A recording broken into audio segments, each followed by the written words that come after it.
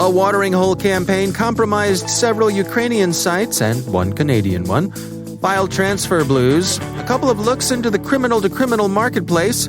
Ben Yellen has details on a privacy suit against Intel. Our guest is Steve Ginty from RiskIQ on the threat actors behind LogoKit, and notes on the big and apparently old Facebook breach, including why people care about it.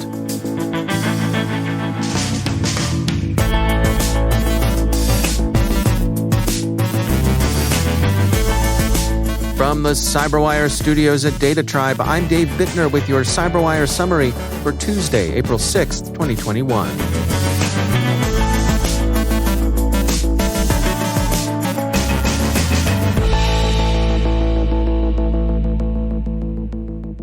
Lumen Technologies' Black Lotus Labs this morning announced their discovery of a watering hole campaign that compromised a number of Ukrainian websites and at least one Canadian site. The campaign affected a range of sectors, including manufacturing, oil, media, sport, and investment banking. The unidentified attackers used malicious JavaScript on the sites to induce victims to send their NTLM hashes to an attacker-controlled server via Server Message Block Protocol, that's SMB. The technique is similar, Black Lotus Labs noted, to one used in the compromise of the San Francisco International Airport's website in 2020. Manage Engine described the SFO incident last April. The Excellion FTA compromise continues to claim victims, many of them universities, and MSSP Alert has a rundown of the current state of that incident. FTA, however, isn't the only file transfer application to undergo exploitation. Avanan reports that a phishing campaign has been active, in some cases successfully, against users of WeTransfer, another popular file transfer app. The attackers are phishing, as one might expect for user credentials, and their phish bait is a bogus message telling recipients you have received some files. Sophos researchers have discerned a connection between the Mount Locker ransomware group and a new gang, the Astro Locker team, the latter a relative newbie in the criminal space. The precise nature of the connection remains to be determined, but it may be an underworld branding exercise, with Mount Locker using the new group to give it the requisite cachet to become a player in the ransomware-as-a-service sector. Having a big affiliate or apparent affiliate can do that for a gang. If Mount Locker can claim a biggish-appearing gang as a customer, so much the better for its street cred, and presumably for its sales. Elsewhere in the underworld's criminal-to-criminal markets, Intel 471 is observing Ether-Silent, a tool for building malicious documents that's achieving significant market share. Ether-Silent, first available on Russophone hacking forums, typically creates a bogus DocuSign template. It's been used to spread TrickBot, the Bazaar loader, and 3 banking Trojans, BokBot, Gozi ISFB, and QBot.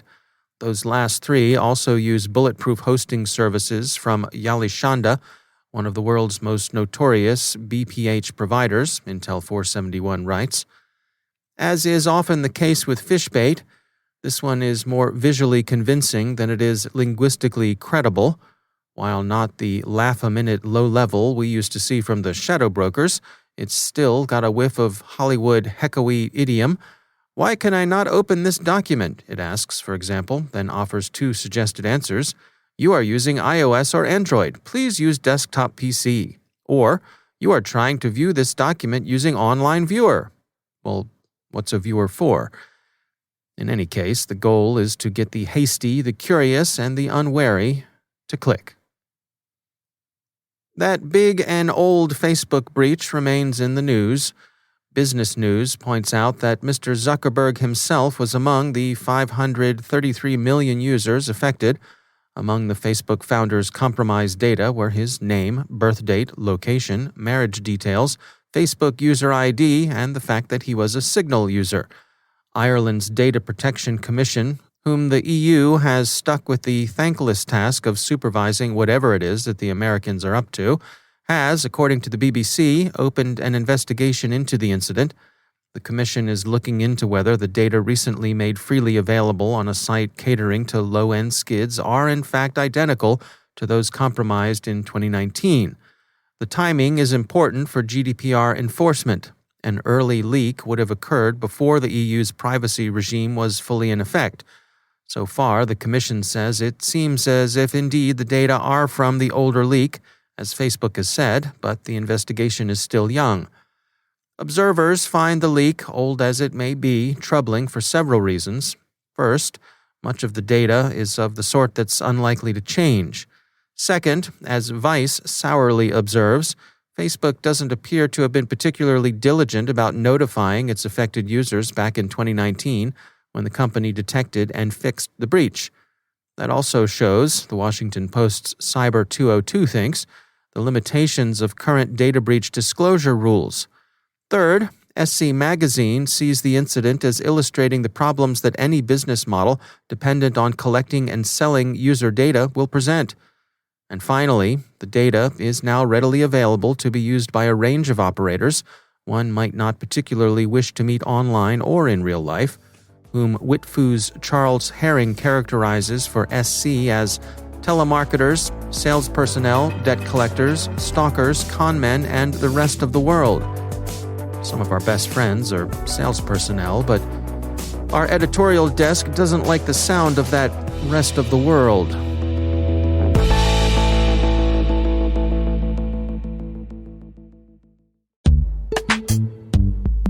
And now, a message from our sponsor, Fortrace. If you've recently been asking yourself questions like, how long do I bake a lasagna? Or, where did I leave my keys? They cannot help you. However, if you've been asking yourself questions like, are threat actors actively phishing me or my vendors? Or, how can I ensure third parties haven't leaked any of my proprietary information? Then Fortrace can help. Fortrace implements the same reconnaissance tools and techniques employed by red teams and real cyber adversaries, providing you the most authentic possible view of an organization's digital footprint, showing you only what the bad guys can actually see. Whether you're an organization looking to assess and monitor your third party's digital hygiene, or a managed service provider looking to monitor the external exposure of your clients, Fortrace has the right tool for the job. Visit their website at FORETRACE.com to learn more about their offerings. That's Fortrace.com. And we thank Fortrace for sponsoring our show.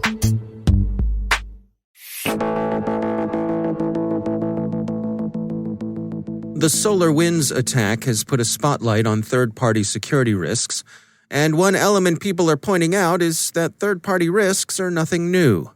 Mark Lance is former head of incident response at RSA and now senior director of cyber defense at GuidePoint Security. He sees a strong similarity between the SolarWinds attack and the RSA hack from 10 years ago.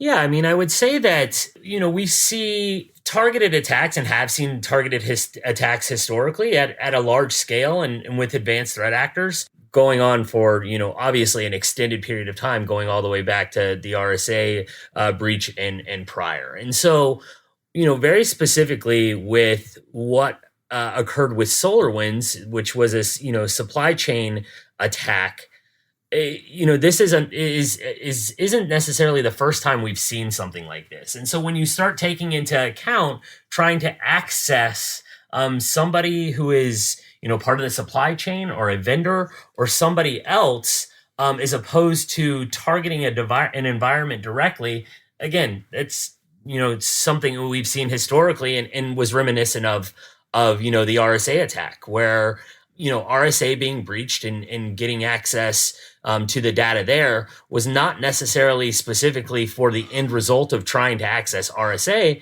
but subsequently to, attack other environments. And so again, it's reminiscent from the sense that, there is initial motivation to get into that specific environment, but predominantly for subsequent access into, a larger target or more targets. Is it fair for folks to express some frustration that, 10 years out or so from the RSA hack, that here we are again?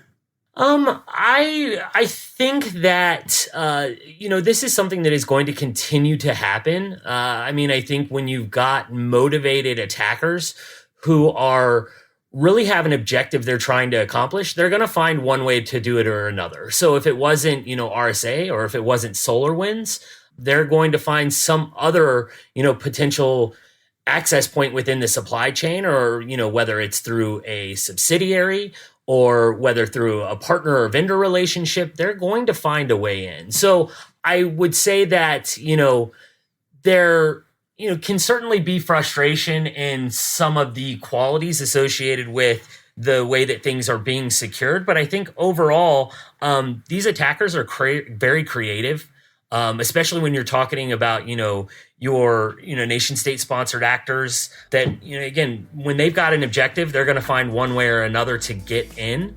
And it just, happened to be that they were the ones that were impacted. And you would like to think that, there are additional controls being put in place and things to prevent similar things from happening in the future. That's Mark Lance from GuidePoint Security.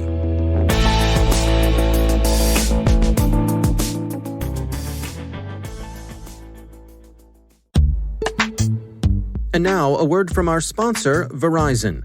Mitigate the risks and realize the benefits of digital transformation with the help of Verizon, a leader in cybersecurity managed and professional services for nearly 2 decades. From secure cloud computing solutions to advanced detection and response capabilities, Verizon helps secure data, networks, and infrastructure of many of the world's best-known organizations. Their annual Data Breach Investigations report is considered the gold standard of cybercrime research. And Verizon's leadership in network, wireless, and IoT connectivity makes it uniquely capable of protecting the ever-expanding attack surface. Let Verizon help you optimize your defenses and achieve the maximum return on your security investments. Learn more at VerizonEnterprise.com/products/security.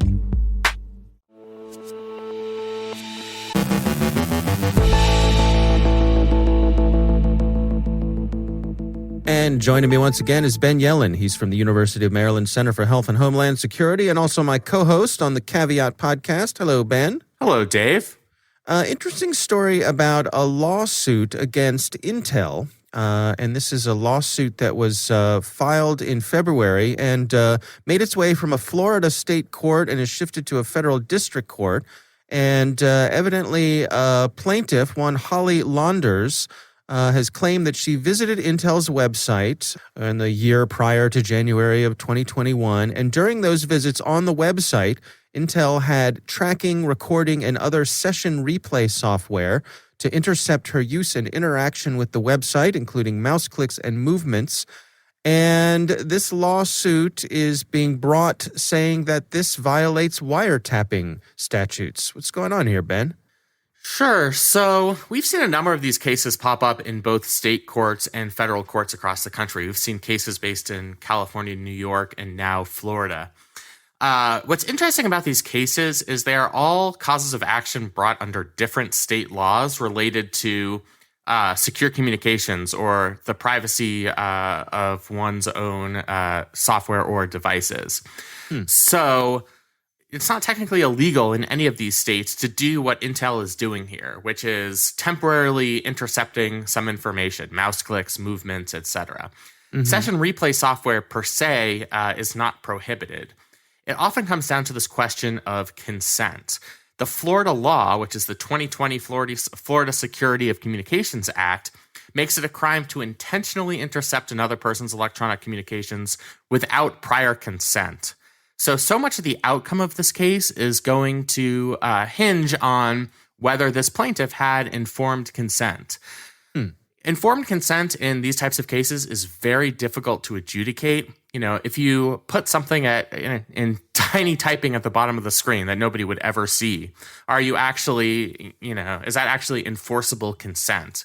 Most of the time it is. But if lawyers are able to properly allege that there wasn't an opportunity for this plaintiff, Ms. Landers, to understand how, the session replay software was working, how frequently it was deployed, and the risks of the use of this software on the privacy of her information, then that would seem to be a violation of this Florida Security of Communications Act statute. And that's why at least the analysts cited in this article think that this Florida case has a better chance of proceeding than some of the other cases we've seen on this topic across the country, because the law in question, the law under which this cause of action has been brought, is more robust than other laws we've seen across the country.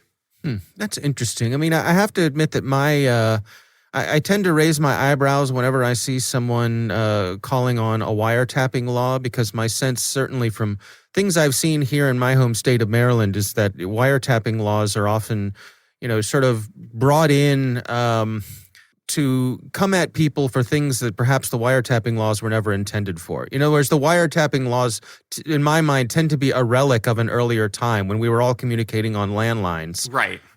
We were literally tapping the wires. Yeah. Right. Exactly. And it's not that anymore. So, for example, you and I both live in Maryland, which is a two-party consent state, which means if you record something, you have to have permission from all parties involved. And I suspect that's what they're getting at here in Florida.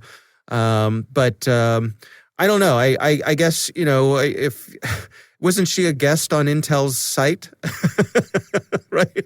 Yeah, she was. But that doesn't defray the importance of informed consent. Now, There's no guarantee that, in court or in a motion to dismiss, Intel and their army of probably extremely accomplished lawyers can argue that there actually was informed consent. I mean, they did have a kind of standard warning that comes with this script that says, we're using a session recorder, it tracks user mouse movement, clicks, taps, scrolls, or even network activity.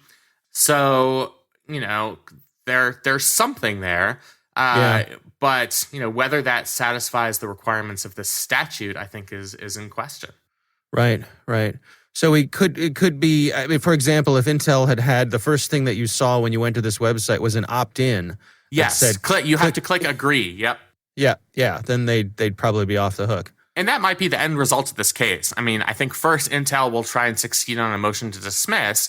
If they do not, they might be interested in settling, saying, all right, if we're going to use this script, we will agree to have some sort of opt-in parameter.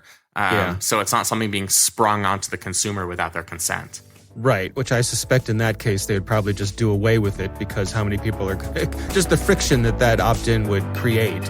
Right, I mean, certainly they're trying to avoid that outcome. Yeah, interesting. All right, well, we'll keep an eye on this one, see how it plays out. Ben Yelin, thanks for joining us. Thank you.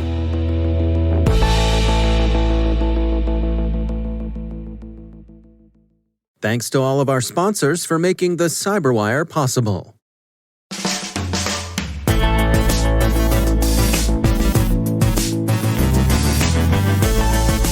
And that's the CyberWire. For links to all of today's stories, check out our daily briefing at thecyberwire.com. And for professionals and cybersecurity leaders who want to stay abreast of this rapidly evolving field, sign up for CyberWire Pro. It'll save you time and keep you informed. We give you lots of reasons to love us. Listen for us on your Alexa smart speaker, too. The CyberWire podcast is proudly produced in Maryland out of the startup studios of Data Tribe, where they're co-building the next generation of cybersecurity teams and technologies. Our amazing CyberWire team is Elliot Peltzman, Guru Prakash, Kelsey Bond, Tim Nodar, Joe Kerrigan, Carol Terrio, Ben Yelin, Nick Valecki, Gina Johnson, Bennett Moe, Chris Russell, John Petrick, Jennifer Iben, Rick Howard, Peter Kilpie, and I'm Dave Bittner. Thanks for listening. We'll see you back here tomorrow.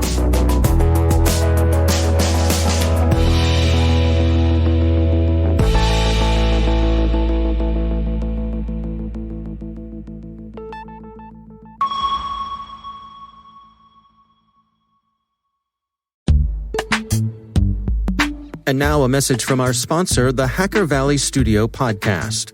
Cybersecurity isn't the only field that has adversaries, strategy, and opportunities. Join Ron and Chris on the Hacker Valley Studio podcast, where they explore the human condition to inspire peak performance in cybersecurity. In each episode, you can expect to hear from experts in and out of the field. They believe cybersecurity practitioners are mental athletes with no off-season. And the guests on the show are your coach, focused on bringing out the best in you in every episode. Learn more about Hacker Valley Studio Podcast by visiting hackervalley.com. Let's get better together and we'll see you on the next episode. And we thank Hacker Valley Studio Podcast for sponsoring our show.